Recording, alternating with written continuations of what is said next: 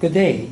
I'm going to demonstrate the capability of handling small signal by AutoSet for the common 2000 series oscilloscope.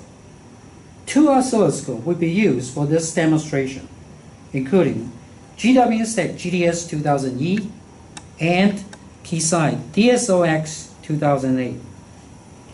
First of all, set output for AFG 2225 as 4 millivolt peak-to-peak and 60 Hz, and input the signal to GDS 2000E and DSOX 2008. Under the normal condition, two DSO can successfully retrieve signals.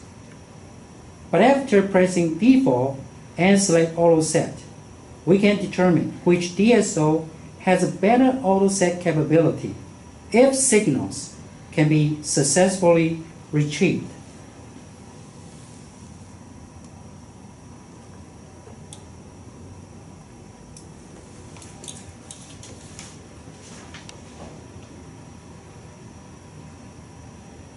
Hence, we press default proposed DSO simultaneously and AutoSet as well. From both DSO, we can clearly see that GDS 2000E is better than Keysight DSOX 2008 in terms of small signal retrieval capability. This concludes my demonstration. Thank you.